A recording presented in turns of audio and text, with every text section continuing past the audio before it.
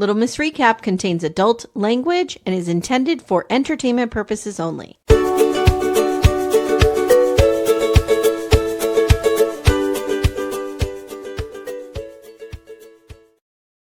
Hello, everyone. Welcome to Little Miss Recap. I'm Amy Archer. I'm your host, and I'm here today with Ashley, who we refer to you for some reason as BDF Ashley, but that's what you I are. love it.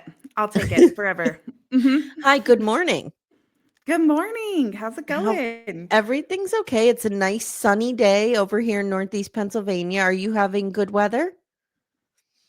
It rained yesterday. We've kind of had a high of mid 40s, and I love it. We just need some snow. Okay. Well, no, we don't want snow. The older I It can get, come here. the older I get, the harder it is for me to drive in snow. Like, it's become Mhm. a real problem. I had no issues with it. Like, in my 20s, 30s, I was fine. But now I'm like, I don't know. It's just a weird thing that has happened to me. Now I make Timmy drive everywhere if it's snowing. Yeah. You're like, we'll be passenger princess and let him brave the roads for you. Mhm. I really could do it. I really could do it. So, how are you? All the kids are good. Everybody's good over there. Everybody's good. We had strep hit our house earlier this week, and that was a Ugh. disaster. I just felt extremely fatigued. My Yeah, daughter handled it like running around like a like a psychopath. champ. Yeah. Yeah, Mhm. she did Mhm. not slow down, but yeah. So I was like on death's doorstep, like just like laying down everywhere as we're preparing for company. So I'm like, I need to clean my house, but I can't even stand upright. So it's been Yeah. an adventure. So today we're going to be talking about surviving Mormonism with Heather Gay. It's a new 3-part special, but I want to give everybody a content warning before we get into it that we will be discussing sexual assault, rape, the abuse of children. So if you're not in the mindset or the space to hold this content, you might want to skip this one, just giving that disclaimer right up front. Mhm. So to prepare for this, you read Bad Mormon, did you say? Yes, I read Bad Mormon and it was really And good. Amanda really liked it too. She read it and thought it was really good. Yeah. It was She's well spoken. She's like, I was Mhm. really impressed by her.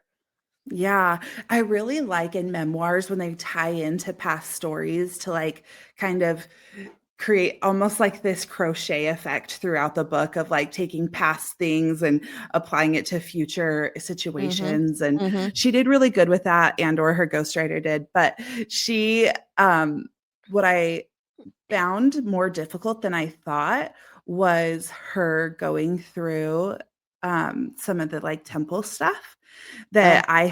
I have gone through all of that. Mhm. Um, but I haven't for years. And hearing she goes through it word by word Mhm. and hearing it back, I was like, oh my gosh, like I cannot hearing it with my now mindset, it it, Mhm. it was kind of like intense. So why don't you this is a good segue into telling everyone, why don't you remind everyone about your relationship with the church and where you're at today with that? Yeah, so I was born in it, which we call born in the covenant. So I was born by parents who were married in the temple, and uh, my parents weren't too strict about it. They would enforce like going to church on Sundays, but also some weeks we didn't. We Mhm. were allowed to kind of bend the rules. Like sometimes my dad would drink coffee, gasp. Wow. I do Wow. remember one time him ordering a non-alcoholic beer at dinner, like things like that, where it was just like my dad was a little bit more rebellious with that. Mhm. My parents, um, my mom was more like the Relief Society president status, and then my dad, he was more just like, I'm gonna do me and I can go to church. Like he chewed tobacco secretly. um, Yeah. and and things like that. So I kind of grew up just going every week. I am a multi-generational Mormon. So my ancestors like did practice polygamy. They Mhm. traveled the plains. They lived in New York and traveled to Utah. Mhm. Um, so Mormonism runs deep in my blood. I also got married to a man who was Mormon. He had returned from his mission. We dated in high school. He went on a mission. He got home. We got married.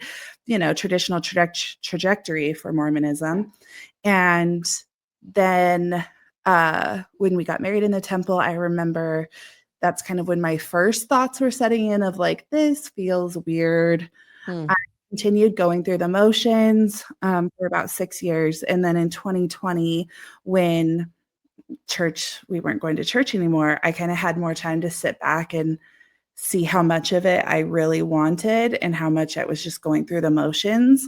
Uh, Yeah. I think that's really when my rose-colored glasses started to come off. And that's also when I was in the midst of my master's program. I started doing counseling in 2022 and really had a focus in trauma therapy, as we've talked about here. Mm-hmm. And doing trauma therapy in Utah, you can guess what we talked about is Mormonism and the Yeah. trauma and uh, like evil within that. Not saying Yeah. all of it is, but there is evil within. Sure. Mm-hmm. Um, and I could no longer separate my experience versus the systemic issue that Yeah. lies in Mormonism. So did your husband leave too? Yeah. Mhm. Okay. Yeah. I think we talked Yep. about that. I just couldn't remember. Mhm. Yeah, slowly after me. I started the ball rolling and I would just Mhm. pose these questions to him and he was like Mhm. at first he was like, "We're not supposed to be talking about this." And I'm like, "I Yeah. know. Like that's the point. That's they don't want you talking about it." And Mm. then it'd be like a year later he'd pose the same question back to me. So I feel like he was almost like a year behind me cuz Yeah. he's an OR nurse, so he works with Okay. a lot of high power Mormons Mhm. as like surgeons. Yeah. And that really helped him see like the dysfunction through his own way of finding it. No matter how much I talked to him about it, he couldn't see it until he saw it for himself. Yeah, and you don't have to answer this if it's too personal, but is your family supportive of this? Like, have they No. been okay? No. Okay. All right. No, they are I not. I'm I have I'm had like a lapsed Catholic, so I know yeah. nothing about, I mean, We are ruining the eternal family for everybody, for okay. Okay. No, generations. no big So deal. No pressure. no, Yeah, you're just no big okay. Yeah. deal. Yeah.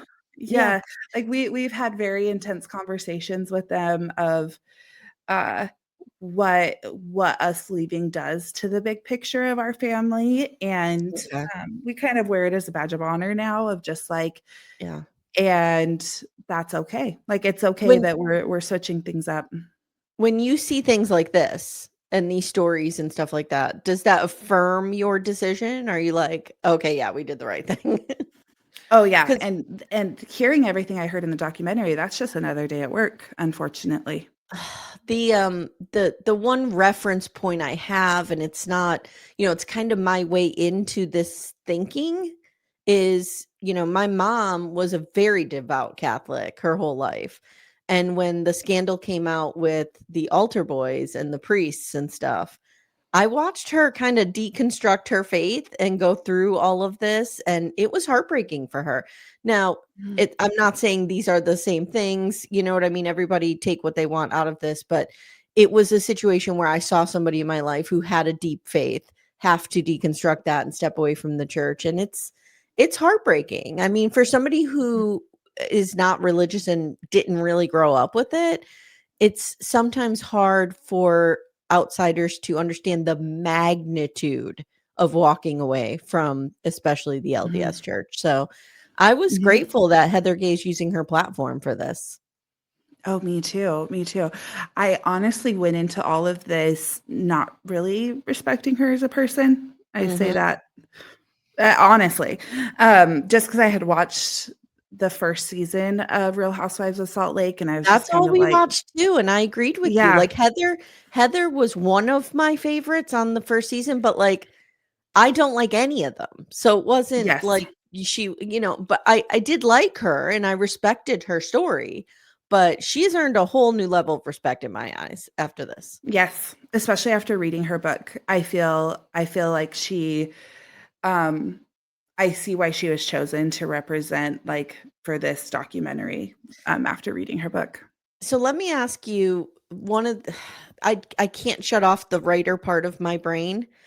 So one of the criticisms I have of this, I thought it was really well done. She was great. She's a great listener. She's great with people. She knows how to talk to people. She's engaging. She's smart, all those things.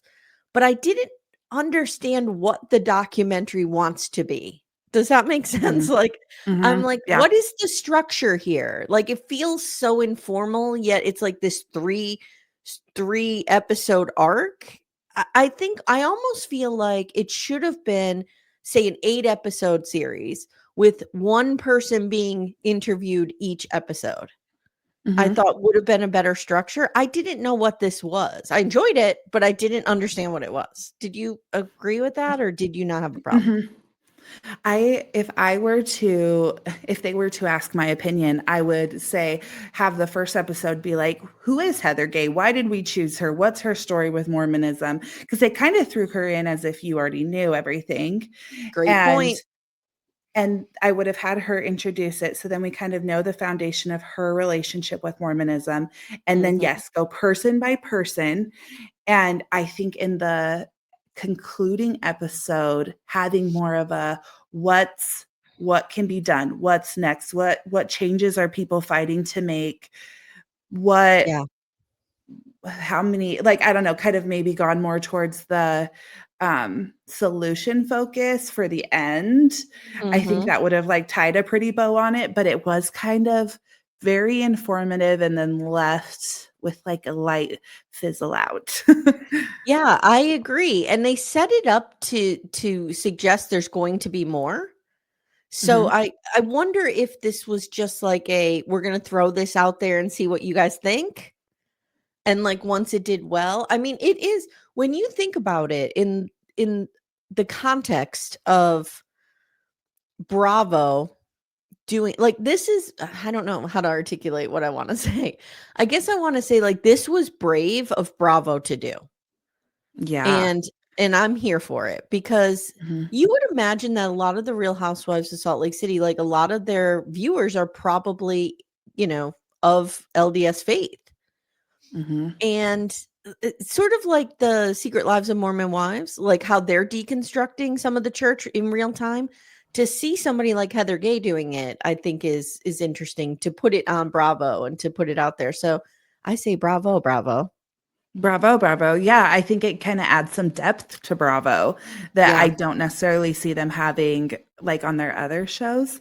yeah. But what I found was interesting, like knowing that this was by Bravo, is that it kind of puts a target on their back for the Mormon Church, just like Secret Lives of Mormon Wives does. But I Mhm. doubt um, it's not like the Mormon Church was co-signing anything they've done up to this point, anyways. But That's true, and yeah, Secret Lives of Mormon Wives, like, they're still in it. A lot of them are they are. still in it, you know what I mean? Yeah. You have a few who are breaking out. It's also important to note too, like, I'm not a huge if you guys don't listen to me on the reg, like, I'm not a huge Housewives person, so I'm not gonna be able Mhm. to tie things that Heather's talking about back to season 3 or season 4. We covered season 1 of Salt Lake City. It was an experiment, didn't work. I swore I Mhm. would never do it again. So, Mhm. I don't watch it, you don't watch it. No. I watched it, and I watched some of it and then watched some recaps to just kind of understand, Mhm, mhm. and it sounds like they don't really talk about Mormonism on the show, but there is still that art of perfection that I think is a result of the church culture that Yeah. bleeds into these shows like Secret Lives of Mormon Wives and Real Housewives of Salt Lake City. But yeah, Real Housewives isn't my jam. No, it's not my jam either, and I appreciate that in a way because I'm able to go into this without a judgment of Heather, if that makes sense. Like I just kind Mhm. of I'm seeing her how she's representing herself in this special. All right, Mhm. so speaking of, let's get into it, shall we? I have 5 Let's do pages of it. notes. Not terrible. Okay. All right, so you just jump in whenever. So, we meet Heather Gay, and she says she feels like Mormonism is having a moment right now. And we see some of the secret lives of Mormon wives. We see, Real Housewives. And she says a lot of the trad wife influencers are Mormon. A lot of the mom talkers are Mormon. And they're shaping this very traditional view of marriage and relationships. And it looks like unicorns and rainbows, but it is not real. And Mhm. she talks about the church creating a marginalized society of people who speak up and leave, and they are silenced. And if people knew what was really going on, she says it would shock people. We get Yeah. a little Yeah. more of her backstory. How she Did you know that the church sued her for using the word Mormon in her book? No, no, I'm so Wild, surprised. But I wild. also yeah, it makes them look bad. So, of course, they're trying to get her to change that. Mhm. We get an LDS primer that and again, you're going to have to correct some of my LDS stuff. Like there's some stuff I don't understand. So correct me if I'm wrong. Mhm. There's 3 levels of heaven, a path to perfection you can attain by following the rules and perfect standards. You have to maintain purity, no smoking, no drinking, no sex, no porn, no nothing. She says she felt a lot of guilt after speaking out, but she cannot look away any longer. And she's like, it's now or never. These stories need to be told. Mhm. All right. Yeah. So the first person that we're going to meet, I really struggled with this. I'm going to be honest. Yeah. David Matheson. He is a Mhm. psychotherapist and former Mormon, and he was the pioneer of gay conversion therapy for the Mormon Church through a program called Evergreen. So, did you know this Mhm. program? Yes. Yes, people still refer to it. Mhm. So, is it still a thing? As far as my knowledge, yeah. Wow. So he's agreed to meet with her, and he says 5 years ago he divorced his wife and came out as gay and started renouncing the church. And I wrote, wait, so he was running the gay conversion therapy and he was gay. So sometimes I am very naive and a little sweet summer child. And I'm like, wait a minute, he was running the gay conversion therapy, but he was gay. Well, of course, he was trying Of to course. pray the gay away from him too. Mhm. Mhm. So Heather says same sex attraction is a gross term, but that is how Yeah. it is taught. Queerness is a thing that you struggle with from God. And we see this promo video for overcoming SSA, and it's bad. It's something. It's so gross. It is. Yeah, and they really push the narrative of it is an earthly affliction. So, as soon as you die, you'll no longer be gay. So, if you can just like push that aside, have a heterosexual relationship, that by the time you get to the other side, you will have the healthy, happy family and only be attracted to the opposite sex. That's the promise if you overcome it on this earth. It's so This gross. is awful. And Yeah, I'm not it gonna is. lie, and this is probably a hot take, but at first I was like, I don't feel like this guy deserves a redemption arc. He ruined Mhm. a lot of fucking lives. He But did a then lot as of we harm. then as we get to know him, I understand that he was also a victim. It's kind of like we talk about with the Serial Killer's Apprentice, that documentary that I talked about on Murder She Watched, where it's like you can be a victim and a perpetrator. You're not a victim Mhm, in the same way, but you are a victim of a system or something. So, like, mhm, I'm trying to find grace for him, but I mhm. struggled because he's probably I mean, people have probably died because of him. I'm just gonna be very honest. Yeah, and I really hope that he took his own repression of himself and gave compassion to the men that did come to him seeking for help. I'm I hope so hoping too. that is my sweet summer child. That it's like I hope he did give them some sort of empathy of like I know what you're going through. I know you can do this. Like Mhm. I hope that he did that, but I also see that if this were me, I would not sleep at night with the guilt I would hold for how many people I hurt because you're teaching someone that what they are is bad. And I know that he he redeemed himself in the statement at the end when he said being gay is not a choice and it is not something you have to get through. It's the way you are and that's okay. But the amount of people that won't hear this that probably still have his voice in their head just can't be undone. And when I meet people like this or hear things like this, I always think about the kids. Like Mhm. how many teenagers did this guy fuck up? You know what I Yep. mean? Because when you're 12, 13, like you are just so emotionally fragile. And if you Mhm. don't feel like you belong in the world, period, and then to add queerness on top of it and being told that that's wrong, I can't even. Mhm. I'm 100% convinced people died because of this man. So this is where I Oh, for struggle sure. with For it. sure. Yeah. So he was outed. He had divorced his first wife and was dating men secretly. And someone texted a gay watchdog. So apparently there's people. Is this like Covenant Eyes? Like there's people Mhm. watching each other for porn. Now there's people watching for gayness. Yeah, it's like a tattletale system. Wow. And he says, they outed me. And he says, for many years, he believes something he now knows is complete bullshit. And he and Heather talk about how they were indoctrinated from the jump, that being gay was not a real thing. He says he served his mission. And afterwards, at 23, he had to admit to himself that he was gay, but that he was going to choose not to be. And he told his bishop, and he said, it'll go away. The bishop said, it'll go away once you start having sex with your wife. Everything will be fine. Mhm. This poor wife. Yes. Yes. It's not fair to her that she's like his trial run of Yeah. heterosexuality. So he says, excuse me, that he was taught that God loves all of his children and would not make them gay. So this is just like a struggle that he Mhm. has to overcome, a Mhm. challenge that God has given him.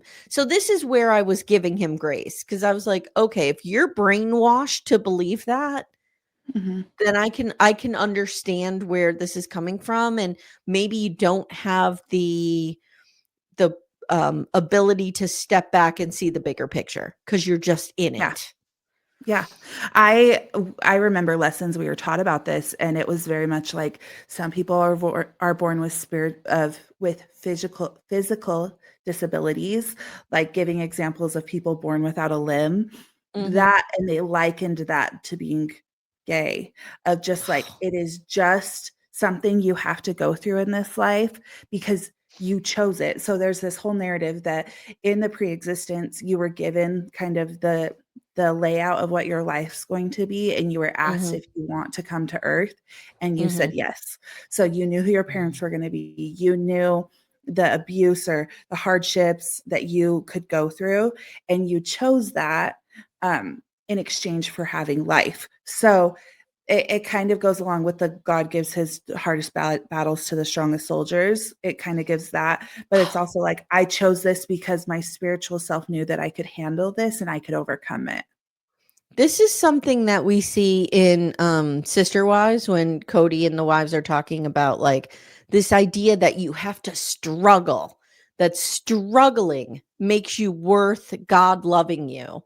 And I'm Yeah. just like as an outsider, as an atheist, I'm just like, I don't understand. I do understand it because I grew up in the Catholic Church, but it's just so wild to me. I'm like, why would a benevolent God who like loves everybody want his people to suffer so much? It just Mhm. doesn't make sense to me. Again, I know nothing about this. Okay. So in Evergreen, they dug into parental relationships, and they would tell you that you needed to be closer to your dad and to be more masculine. So they were kind of alienating these men from their mothers. And then you had a rebirth situation where they would put you on the ground and put a blanket over you, and they would sit on it, and the man has to find his way out. That's finding their power. But we also learned that at Evergreen, men were all hooking up because that's what they wanted, Of and that course they was are. okay. Of Yes. course they are. Yeah. So they were having like cuddle parties and stuff like that. And David says, look, you cannot heal gay. You cannot pray it away. You just, he says, I barely survived. And Mhm. this is bullshit. Like he sees it now. He sees it now. Mhm. He cries. He wonders if his life was a sham. And Heather assures him that even though it was later, at least he did something and he spoke out. And I get it. And I think that was a kind thing for her to say. Mhm. That's what I'm going to say Yeah. there. Yeah, I think it was her way of easing his discomfort, Yeah. but the discomfort deserves to be there too. Yeah, I agree. So he says Mormonism is a cruel culture. It's the kindest cruel culture because it doesn't feel like cruelty. And he says he called Heather because he's scared that there's a swing back towards this church in pop culture. And Heather says, "Yeah, I agree with you. And this shit is still happening today, and people don't know about it." And she brings up such a good point. You turn on TikTok, you see these trad wives, you see the Mormon wives, you're thinking Mormonism looks great, but this is the underbelly that everybody needs to know about. Mm-hmm. So Heather is kind of reeling afterwards. She gets in her little car. There's a lot of Heather driving around talking, and No, she I'm like, says, it's her office. she says, imagine being a parent and you are told that your child is broken because they're gay and that it is your fault and that Mhm, your child is suffering because of you. Heather mhm. explains now that with the setup of the church, there's a prophet and his 12 apostles at the top, and they show a picture and they are all old white men, which nobody's Yep, surprised about. every single one of them. Mhm. And then there's kind of I don't think they did this on purpose, but they showed it like a pyramid scheme. That there's a pyramid, and at the Yes. bottom is the local ward, Mhm. and they are all men as well, correct? The local ward, that's everybody. So that would be women as well, the Oh, okay. bottom So tier. who's over Mhm. the local ward? The bishop. Okay, but they're all men? They're all men. Mhm. So the Okay. bishopric. So the bishop has counselors, and then above the bishopric is the stake presidency, and they're all men. And then the stake presidency. Then there's the quorum of the 70. So it's 70 men that are old old men. Old white men. And yep. Well, they're starting to have a little bit of diversity, but yes, 90% of them. And then above that is the 12 apostles, and then above that is the prophet. So that was my question for you later. What is a stakeholder? Like, what is that? The stake president and stuff. So wards are by geographical division, Mhm. and then the stake president is over several of those wards. Okay. So like in my childhood ward, there was like I want to say like 10 wards per stake, and the Okay. stake had a president. So if you had a big enough issue that your bishop couldn't handle, then it would go to the stake president. And so the stake president was just seen as like higher priesthood Gotcha. power. Okay. Wow. The LDS Church is the fifth largest private landowner in the nation, 1.7 million acres. And they even Yeah. have like a real estate arm. Like they have a lot of money. Yeah. And so many people have the church as their beneficiary when they die of their land and Oh, sucks. buildings and stuff over their children. Like it is a very common thing. And we know that they have to pay a tithe of 10% of their Hmm. income. Hmm. Heather describes herself as a cradle Mormon, born into it. And she says she loved the family, was taught it's all about family. And then she met someone that she thought, would continue this with her.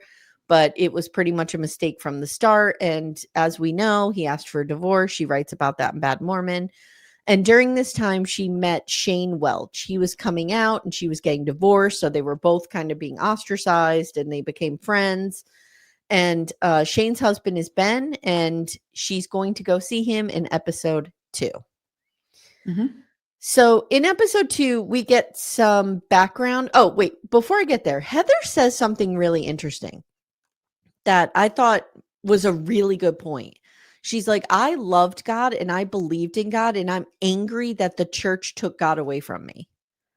And I thought that was I've never heard that Hmm. perspective, but it makes total sense. And I saw my Hmm. mom go through that with a little bit. Like she really was angry that her faith was being taken away from her by this Catholic institution. Yeah. Oh, I definitely feel that. I feel like I've transitioned to more of an agnostic approach where I'm like, if Mhm. there's a God or if there's not, I'm fine. But I definitely went through a stage of like, I will never submit to a like man again. Like Yeah. I Yeah. kind of had this like, I will never have like a man figure over me telling me what to do, even if it's God. And now I'm kind of to the point that I'm a little bit less angry about it, and I just see as God as everyone's connection to something greater, and you can connect that with whatever you choose. It doesn't Yeah. have to be a man or a woman. It could just be the universe. I like that. I like that. Yeah. Yeah. But Um, it definitely is a process for sure. I feel like Mormonism takes away that aspect of God because, like my anger, it felt just like another man telling me how to live my life. yeah, I get that. How did you feel about the little sprinkling of history that we got? Like we learned about Joseph Smith and how he was run out of New York because two brothers found him in bed with their 14-year-old sister, and that Brigham Young then brings everybody to Utah. Like, did you like those little parts of history, or do you think like there should have been more, or, how'd you feel about those parts? As embarrassing as it is to say, Mhm. I barely learned that history about a year ago Hmm. because we just are taught over and over again. Like we literally sing songs about Joseph Smith being prosecuted for being the one true church. That's why Yeah. everyone was mad at him because he was so good that people Mhm. were mad at him about it. And so, when I brought this up to my in-laws, because my father-in-law, he's been a bishop, he's been all the things. They just are like, that's not true. Like, there's no what sources are you going to this? You should only be going to Oh. sources within the church. Ugh. Everything else is again blasphemy, trying to shoot him down because he was so righteous. Like, Okay. Gotcha. yeah. So I Gotcha. liked it because I feel like there's Mormons today that don't know that information. Yeah, that's interesting. So Ben and Shane have an adorable daughter together. This girl Oh is yeah, real cute. Mhm, Dorothy, mhm. like she's adorable. I know. I love it. So Ben is nervous about sharing his story, but here we go. He was the fifth of eight children. They were all Mormon. He says he was really involved in his ward and he trusted them. He trusted the men who were over him, quote unquote. And he was sexually abused, and he names his abuser. He's like, I was sexually abused by Jess Hurtado Mhm. at 4 years old until 9 years old, and I just kind of gasped at, like, wow, you are naming this person, like, bravo, this is so fucking brave. Yeah. Yeah, when he named him, it, like, shocked me, Yes. but I was also like, "Hell yeah." Like, Yeah. name him. Like, he Yeah. is the disgusting person here. This has nothing to do with your choices. Yeah. So they were in Sunday school, and this dude, Jess Hurtado, grabs him and another girl, brings them to a field and assaults and abuses them. And he Mhm, says sometimes he was alone, sometimes there were other kids, sometimes there were other adults. And Ben felt a ton of shame. I mean, you're a kid, of course you feel shame. You don't know what's going on. They threatened mhm. him with excommunication, told him he'd be separated from his family. He cries. I wrote, fuck, this is hard. It's hard. It's Yeah, really hard. yeah. Mhm, This gets pretty dark. This dude was raping 12-year-olds. It's really dark. mhm. Now I Yeah. did pull up. So, Floodlit is the organization. We actually see Heather talk about it later. It's a nonprofit that lists these predators, and Mhm, it's a database, if you will. And this guy was, he had LDS positions during his crime of teaching Sunday school. mhm. So he's in a position where he has access to all these kids. Yep. He was convicted, and we'll talk about this later, in 1994. Church members wrote letters of support to Mhm. try to keep him out of jail, and ward officials accused of failure to report for what has happened here. So, we'll talk a little bit more about him, but he is in this database, as he should be. Good. He should be. Yeah. And his name is Jesus Hurtado in this, but there's an AKA of Jess Hurtado. Mhm, Okay, so Ben says, like you and I talked about, he felt that he was born with this challenge in life to overcome, which was being gay. When he was 23, he came out and he told his parents, and his parents are like, "Ugh, we need to fix you. We got to yep. send you to conversion therapy. There's no way." We learn about this dude, Dean Bird, who's a big conversion therapy guy. Did you know that name? No, I had never heard of him, but just hearing him talk, I was like, "This is gross." And surprise, surprise, he's an old white guy.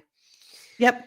And for Ben, he said he felt like his gayness and his abuse were intertwined. So I want to talk about that for a minute because as a therapist, maybe you've come across some of this or you know this phenomenon, but trying to be very vague here. I know people in my life who this has happened to. They were abused and it Mhm. creates this weird area where you're like, am I gay? Am I not gay? Like this, the idea of sexuality and sexual abuse are so Mhm. intertwined that you really Mhm. have to kind of pull them out and separate them and work on them individually.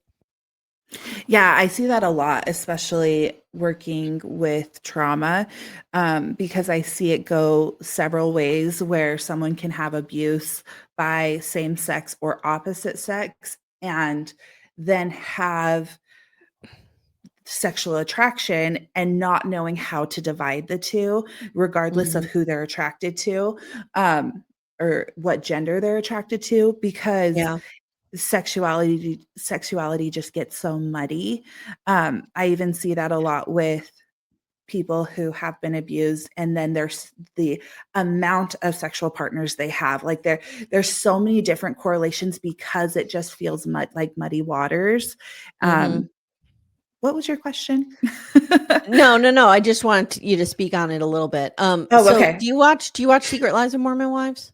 Yes, yes. Okay, so we're seeing this in season 2. There's this whole or season 3, there's this whole storyline with Michaela and her Mhm, husband, and she's really struggling sexually because mhm. she was abused at such a young age, and she associates sex with fear. You know, she's afraid of Yeah. it, she's ashamed of it, and she's kind of working through these things. And she's young. I mean, she's in her early 20s, mid 20s. So like we're Mhm, kind of seeing what this looks like for women as well as for men, but it's just this poor man. So mhm, Ben reported this to his bishop and he named Jess. He's like, here's who did mhm. this to me.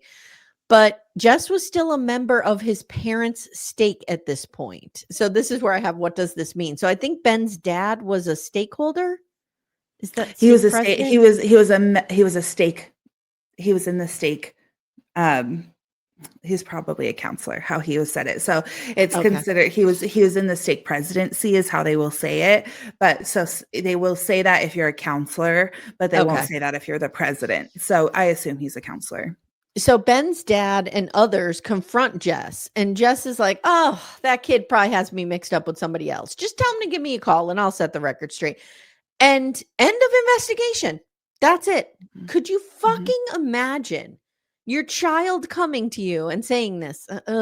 And this is what happened to I would Michaela. burn houses down. I I would would burn too. houses down. I would too. Mhm, And this is what happened to Michaela. She talks about that, how she was abused and nobody believed her. The mhm. damage that is Yeah. done. Ugh. But something they said in there that I had never realized, but I fully believe is that Jess had more worth to the church than a Mhm. child because he's a tithing paying dad. Him going there has a whole family going there. Like almost as if you protect the head of the household, the patriarch of the family, which is a phrase we heard all the time, Yeah. because they are treated like mini gods of the family and of the church. So, yeah, he valued more than a child. So Ben's father sends a statement into this documentary basically saying like, I don't know, I wasn't in a position to do anything, so not my fault, not my bad, which I was like, wow. Okay. Screw that guy. So now Ben goes through a disciplinary council, which is a public display of his sins in front of 12 men. They decide your punishment, and they're basically like, you need to repent and stay away from temptation, and we will help you. And he breaks and he's like, I'm gay and I'm leaving. Like Ben left the church. Mhm, That was it because mhm. the people who were supposed to protect him couldn't protect him, including his parents. This Yeah. is, Yep. I was enraged. I was in a rage watching this. Mhm, mhm. The disciplinary councils are so gross too. They really just pick you apart as a person and want you to be, like, groveling to be a part of the church. Um, And let me and guess, all it men, depends. right? All men. All men. Yeah, my Yeah. grandma had to go through this. She was unmarried and was in a relationship with a man who was technically married but separated, Mhm. and they had a sexual relationship that she told them about, Mhm. and she had to go through this council of men and they excommunicated her. Whereas I have another family member who was married and was having on the job relationships, but he was buddy buddy with all the guys that were interviewing him and he got away scot free. So it really depends on your uh there is like a good boy system going on within that for sure. Because that's what this system needs, corruption, more corruption. Hmm. Okay. Yep. Hmm. So Heather asks, where is this motherfucker now? And Ben's like, he's still in the church. Like Yeah. he still goes to church. It's wild. And he said, I had never named him, but I have a friend named Ginger who sued him civilly in 2017 and won. And Ginger reported the abuse a lot, and two bishops did nothing. So Ben's like, I'm gonna start naming this dude, and I'm gonna come out and do it. And I was very Hmm. proud of him. I thought this was an Hmm. amazing act of strength on his part. Yeah. And he was taking his power back, like Yeah. from Jess, like for Jess to have the power to say, like, he must have me confused. And he's like, nope, this is your name and everyone will know. Jesus. So in 2019, the church finally excommunicated Jess, but Ben and at this hearing, Ben and Ginger testified to the disciplinary Hmm. council. But in 2023, like just because he's excommunicated, I guess he can still go to church. Oh I yeah, was a little you confused by just get this. rebaptized basically. Like Mm.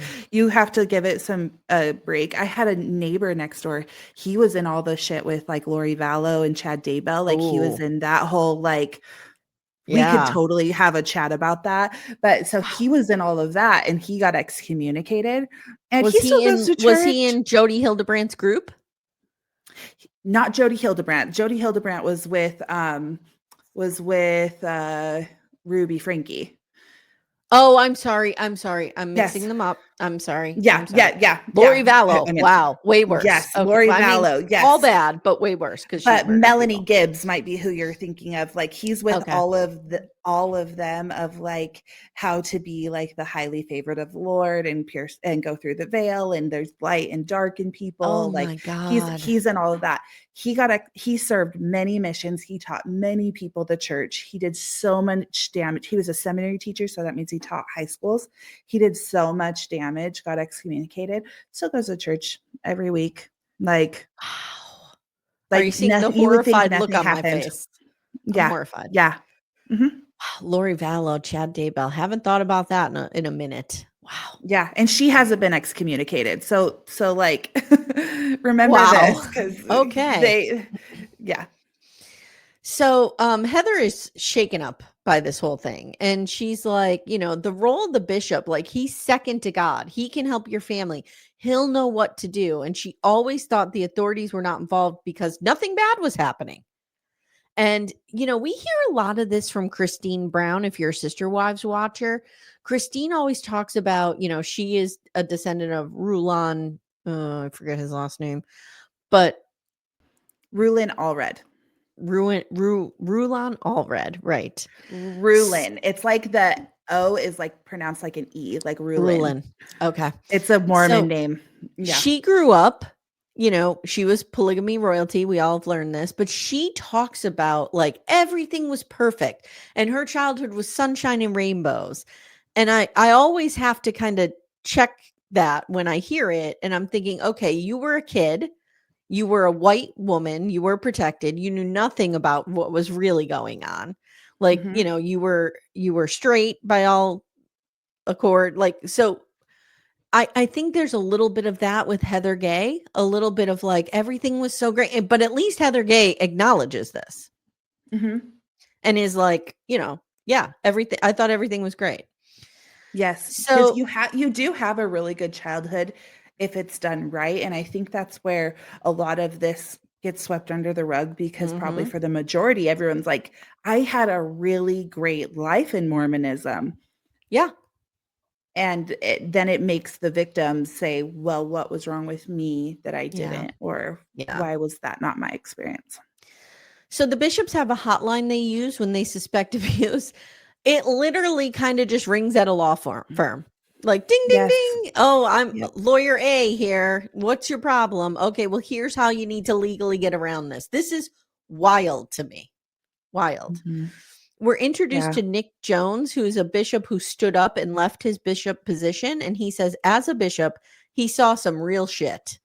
But when this Mhm. 17-year-old girl came to him, so this 17-year-old girl comes to him and she confesses that she had sex, right? And he's Mhm. like, okay. And she's like, well, don't you want the details? And he's like, what do you mean, do I want the details? And she's like, well, don't you know if I orgasmed or if he did or where he touched me on my body? And Nick Jones is like, what is happening here? And he realizes, he puts it together in that moment that like the former bishop has asked her.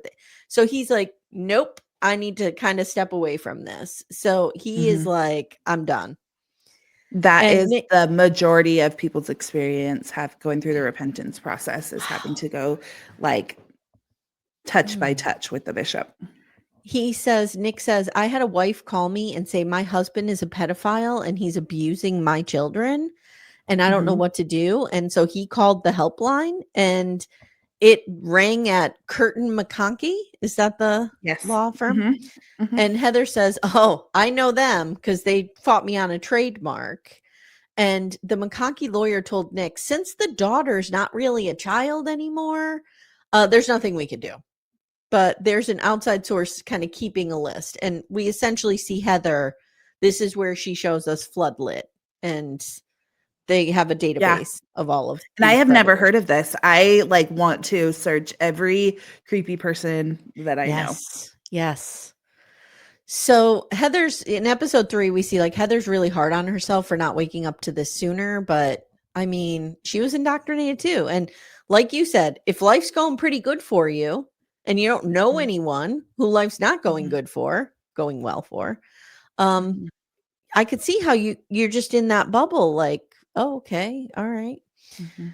Yeah. So she I feel meets that guilt. I feel Go that ahead. guilt often of just like, I am Really? so sorry I was a part of an organization that hurt so many people. Like I definitely feel that, especially when I'm talking to like my queer friends or hearing a client who's like has been so hurt by this. Like Yeah. I cannot ignore that intense guilt of like, I hate that I ever was associated with such a like destructive like Yeah. organization. I would probably feel the same way. I get it. Yeah. Mhm. Even though, you were brainwashed into it. So you had no Yeah. agency to opt into Mhm. this. Yeah. So Yeah. she meets with these sisters, Liz and Jenny, and Liz is 5 years older than Jenny, and they were Navy brats at the start of their life. They lived in San Diego.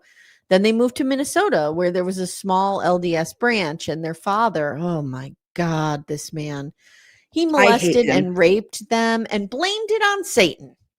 Yep. Yep. Okay. Mhm. Even They though say he that, knew he was going to do it before yeah. they were even born.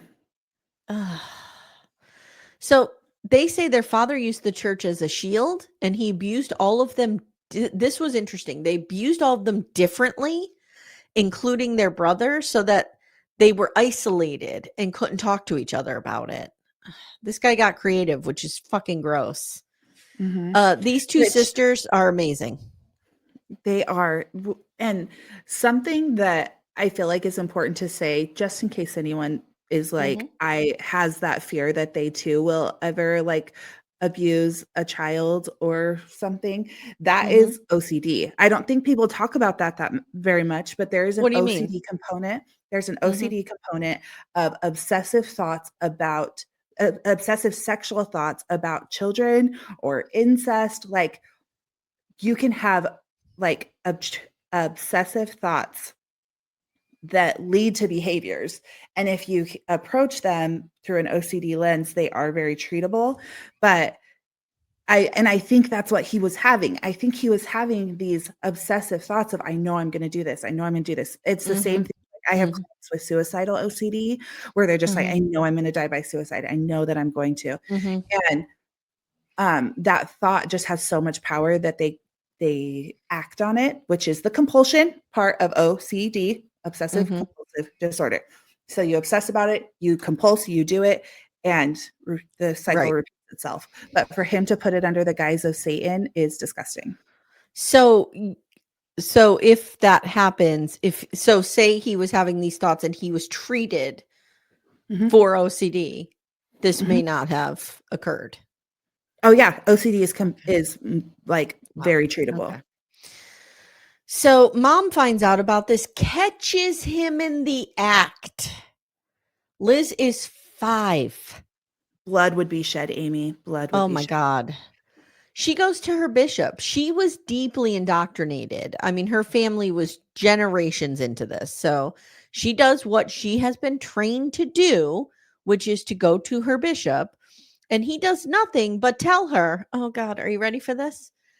You need to have more sex with your husband. It's your fault that he's doing this because you're not keeping him, I don't know, occupied, sexually satisfied. What? Yep. Like, oh Yep. my God, now we're blaming women Mhm. for this.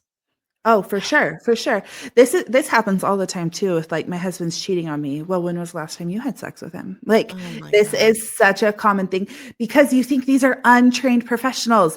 Mm, These are untrained men in leadership that, like, you're literally asking a carpenter what you should do about your husband doing this to your child, and yeah, he's like yeah.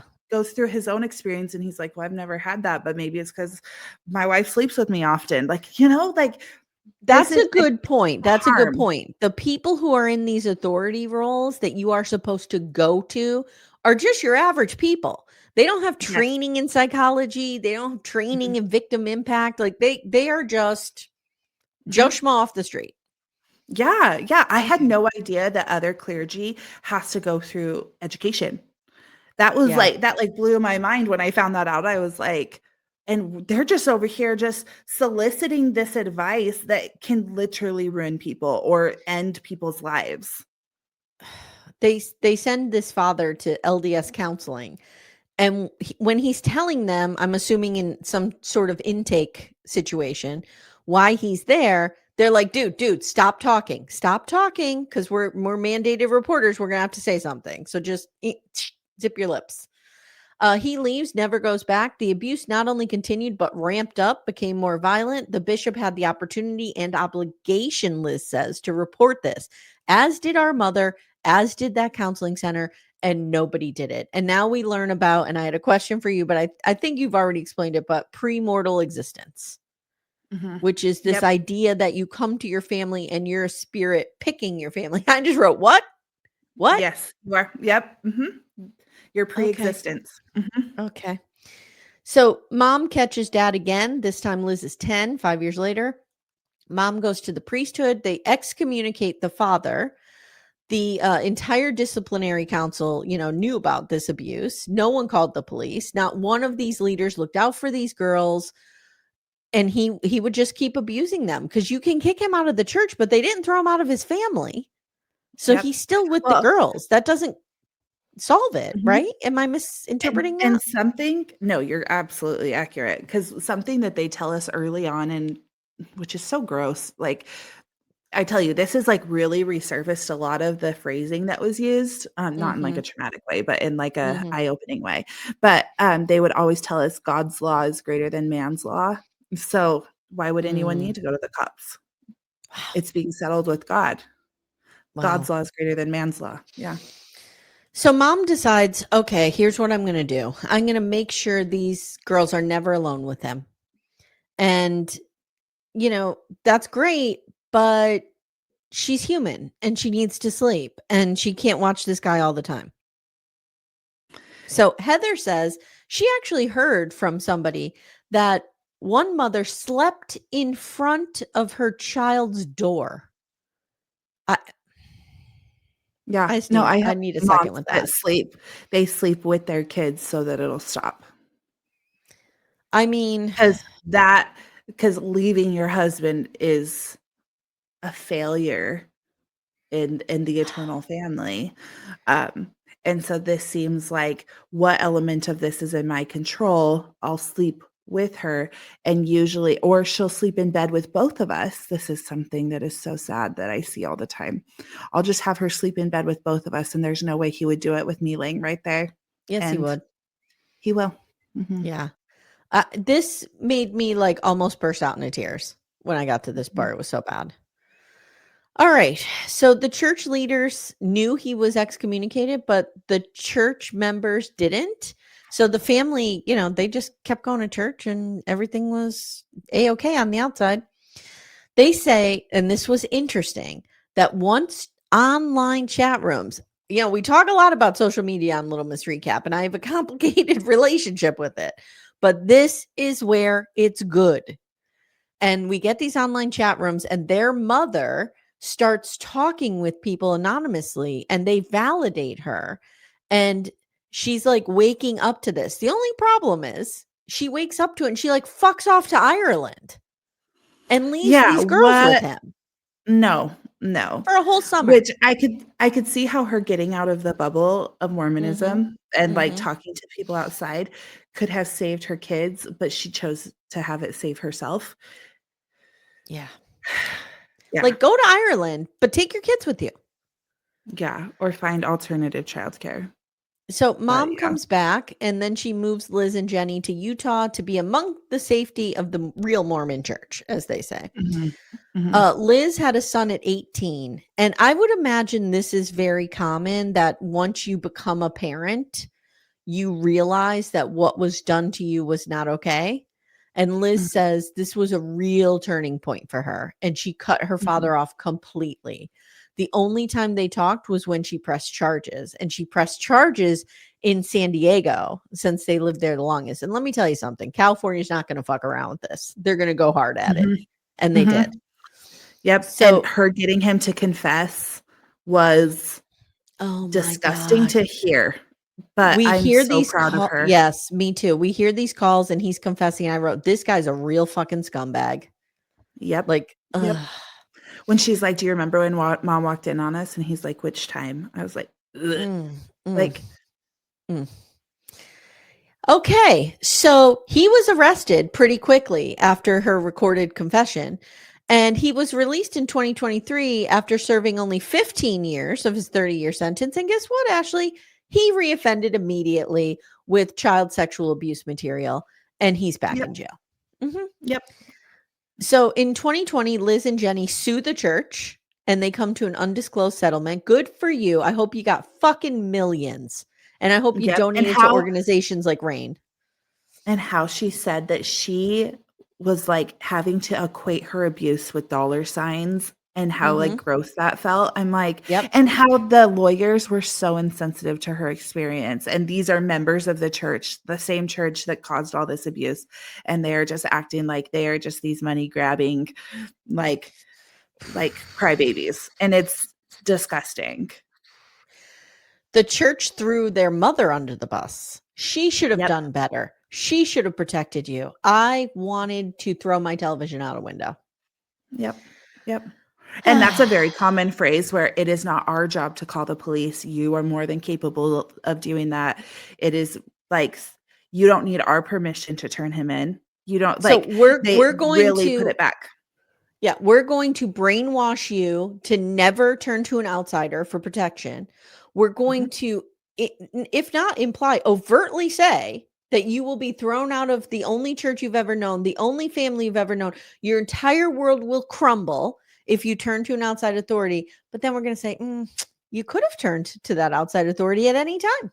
I don't know why you didn't. yeah. Why would you just call a bishop? Like, that's not Jesus. his job to arrest him. Like, yeah. Mm-mm. Mhm, So, it's interesting because one of the interesting parts for me was watching Jenny and Liz struggle with how they feel about their mother. And I get this because she should have protected them. And but they also see her as a victim. Like here we are again, right? So they're struggling with that, you could tell. mhm. And And it's definitely one of those I think both can be true, yeah, like we yeah. talked about.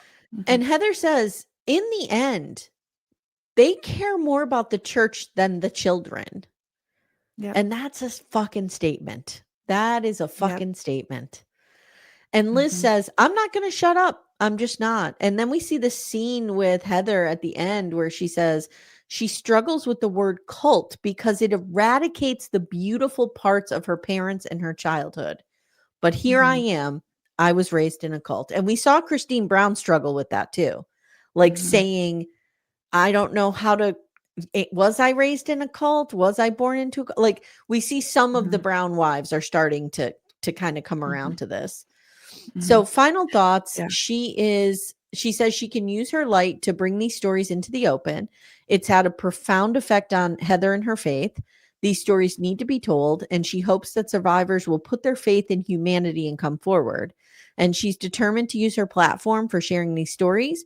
And at the end, we see her get an email from someone saying they are a sex worker and a high end gay escort for Mormon leadership. And that's how it ends. And it does end. And I Mhm, do want to say this that if you or someone you love has been sexually assaulted or abused, you're not alone. Contact RAIN, RAINN, 24/7 to connect with a real live person who's trained to help. Go to rain.org. That's how we end it. mhm, It was mhm. powerful.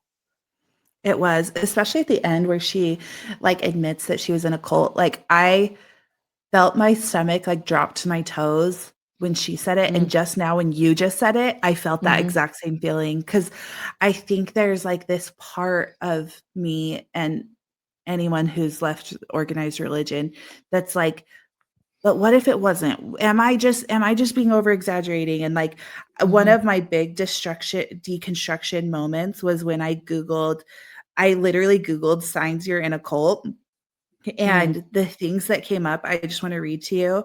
Yep, this is the exact same article that would have prevented all of this, because the first sign is absolute authoritarianism without accountability, mhm, zero tolerance for criticism or questions, lack mhm, of meaningful financial disclosure regarding the budget, mm, unreasonable fears about the outside world that often involve evil conspiracies and persecutions, a belief that former followers are always wrong for leaving and there's never a legitimate reason for anyone else to leave, the abuse of members, records, books, articles, or programs documenting the abuse of the leader or group, followers feeling like they are never good enough, a belief that the leader is right at all times, a belief that a leader is the exclusive means of knowing truth or giving validation.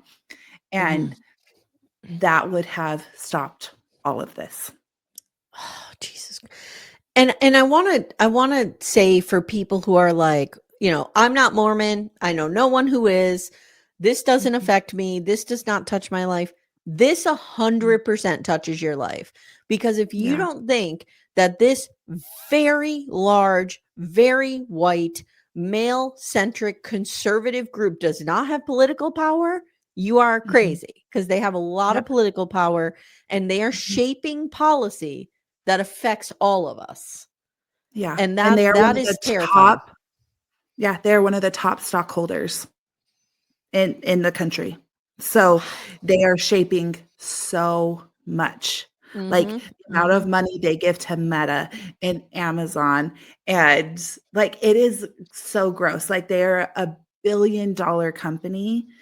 Yeah. They impact everybody, Mhm, um, and I also, like, I want to note this because I did read something on the BDF page last night, and I mhm. wanted to be conscious of it, coming into it today, where someone was like, "I'm a member of the church, is there Yes. space for me here?" Yeah. And, I would like to say, I see good people here too, Sure, and of course. I see those people wanting to be the change.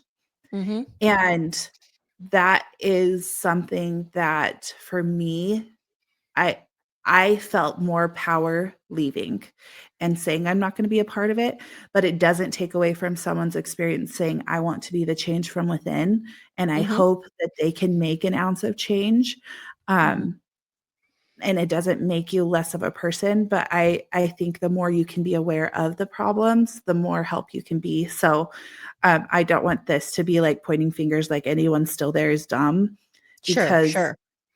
there's so many layers to this, and some of the layers are good. I appreciate that, and I'm sure the BDFs appreciate that as well.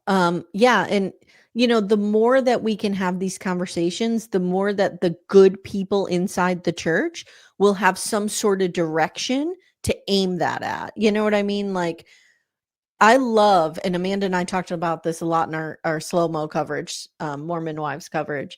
I love that they're having conversations on air and using their huge platform to talk about like abuse and stuff like that. Heather Gay's doing it too. Like, this will make people, you have to see the problems before you can acknowledge them.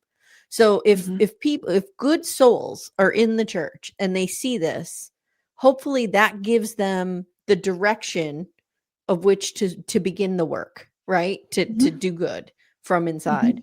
So I do think that's important. And I have so much respect for Heather Gay for this. I thought it was so brave of her, so brave of the people who spoke with her. And this is a great example of like using your power for good, using your voice for good. I mean, I'm a writer, I'm a memoirist. I talk about this all the time. One of the strengths of memoir is when you tell your story, there might be 5 people in the entire world that hear your story and it resonates with them. But like, you've touched 5 people who are like, oh my God, I'm not alone in this. And this is, it's validating for them. And that is a priceless gift for people that you can give them, is to share your story and let them recognize a little bit of themselves in it. And she's done that. And I say, we need more of this. Yeah. Yeah. I challenge anyone to read her book. Amy, you definitely should as well. I'd love to hear your take on it. But the way that she does really tie in the like rainbows and unicorns and butterflies that she grew up with to her choice to leave and her telling her children that she was leaving, in such an authentic way that I think could really educate people from the outside looking in, but also from the inside looking out. Because I really think about the phrase that your mom said often about, if they're brave enough to tell their story, then I will listen to it. Yeah. I might have butchered it, but yeah. No, that's what she says. Yeah. And I really resonate with that, because although no harm ever happened to her, she really still had like a story to tell, because it shaped her whole world. And it did a lot of harm to her just by doing the rule following contest that is Mormonism. Yeah. And it harmed people she loved around her. And she's doing something about it. And she has power and status as protection to do something about it. And I'm like, bravo, girl. Bravo, bravo. Bravo, bravo, bravo. Yes. All right, Ashley, thank you so much for joining me for this. Like, your expertise and your experience are so invaluable. So thank you very much for lending them to this episode. Thank you for having me. I will come back anytime. All right, guys, please remember that, the link to RAIN is in the show notes. So if you or somebody you know needs that support, please reach out and get it. And I just want to reinforce the idea that there is help for everybody. Okay. All right, guys, thank you so much for listening. Ashley, thank you so much. We really appreciate it. And we'll see you next time. Thank you so much for listening to Little Miss Recap. If you'd like to support the show and get a ton of bonus content, including all episodes ad-free, please visit our Patreon. The link is in the show notes. If we've earned it, please consider leaving us a 5-star review wherever you listen. If you have someone in your life who loves trash TV, please consider sharing this episode and telling them about the pod. I hope you've enjoyed this episode, because we made it for you.